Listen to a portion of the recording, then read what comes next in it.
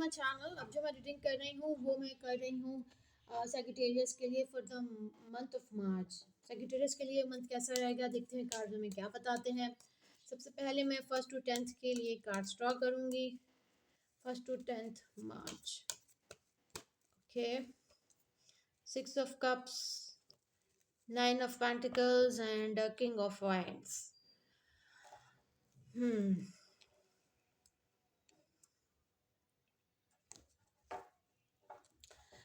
Sagittarius आप ऐसा लग रहा है कि आप अपनी पुरानी मेमोरीज आपको याद आ रही हैं, पुराने लोग, कुछ आपके पुराने रिश्ते, हो सकता है आपको आपके एक्स भी याद आ रहे हो, बड़े इमोशनल होते हुए नज़र आ रहे हैं, कुछ पुरानी थॉट्स आपको बार बार जहन में आ रही हैं। आप अपना बहुत ख्याल रख रहे हैं, अपने आप को खूबसूरत बनाने की कोशिश कर रहे हैं, आपकी बहुत ख्वाहिश हो रही है कि आप खूबसूरत लगें, आप बहुत अच्छे लगें, हर कोई आपको पसंद करे। इसके अलावा हो सकता है कि आप एक सक्सेसफुल इंसान हैं, जहाँ आप स्टैंड कर रहे हैं वहाँ आपने बड़ी मेहनत की है, आप काबिल हैं, आपके पास अच्छे खासे पैसे भी हैं या बहुत पैसे नहीं हैं तो इतने हैं कि आप अपने आप को ग्रूम रखा हुआ है, खूबसूरत रखा हुआ है, और आपकी कामयाबी लोगों को नज़र आती है, आपको लोग अप्रिशिएट करते हैं, पसंद करते हैं। Let me clarify this card, king of wands. So okay,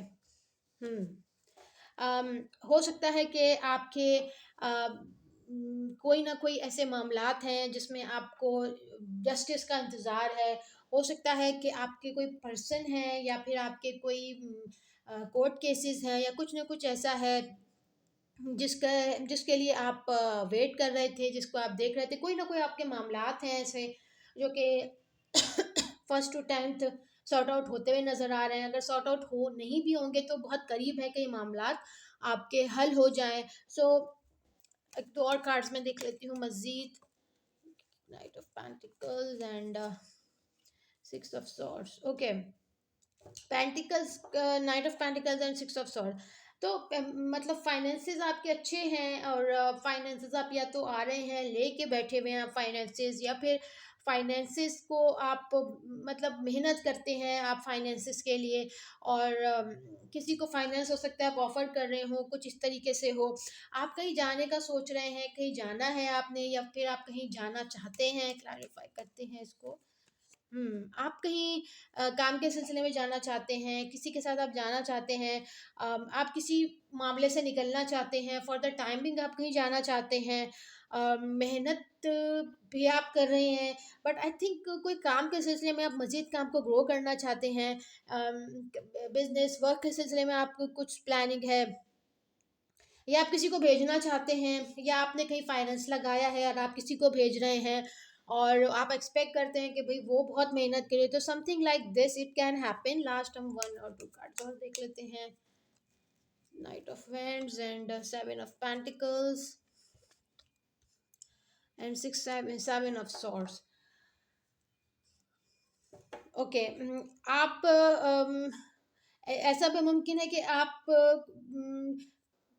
हो सकता है कि आप कहीं जा रहे हैं, फाइनेंस को इंक्रीज करने के लिए जा रहे हैं, बट जो आप सोच रहे हैं अकॉर्डिंगली वैसा ना हो, जो ऑप्शंस आपको फॉर द टाइम बिंग नज़र आ रहे हैं वैसा ना हो, और चीज़ें आपके अकॉर्डिंगली ना जाएं, आपको जो दिखाया जा रहा है वो ओरिजिनलिटी में ना हो।